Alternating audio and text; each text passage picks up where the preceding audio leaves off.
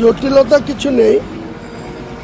আপাতত দৃষ্টিতে আমি তো প্রায় 20 দিন আগে বলেছিলাম যে 22শে ডিসেম্বর বহরমপুর টেক্সটাইল মোড়ে আমি একটা আমার যে রাজনৈতিক দল খুলছি নতুন করে, সেই দলের সাধারণ মানুষকে সামনে রেখে সাধারণ মানুষকে জমায়েত করে আমি এই সভাটা করব। সাধারণ মানুষকে সামনে রেখে দলটা আমি ঘোষণা করব। এখন জানতে পারা যাচ্ছে প্রশাসনের আধিকারিকদের সঙ্গে কাল রাত্রে যোগাযোগ করার পর জানা যাচ্ছে যে আমাদের শাসক দলের সাংগঠনিক জেলা সভাপতি কোনো একটা প্রোগ্রাম করার জন্য সেম ডেটে অলরেডি এসডিও মহকুমা শাসকের কাছ থেকে পারমিশন করে নিচ্ছে। তো সেই পারমিশন যদি উনি করে থাকেন, সেটা কি উদ্দেশ্য করেছে আমি এই মুহূর্তে কোনো কথা বলতে চাই না। তবে আমার সভা নির্ধারিত ডেটেই হবে।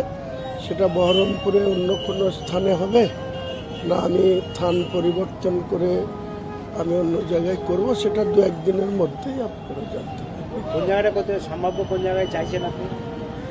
আজকে যেভাবে বহরমপুর ঢুকতে গিয়ে আমি যে জ্যামে পড়লাম, যে অবস্থা, আমি এইটুকু থানা আসতে গিয়ে আমাকে চুয়াপুরের ওই নতুন ব্রিজ থেকে এখানে আসতে গিয়ে 25 মিনিট লাগলো।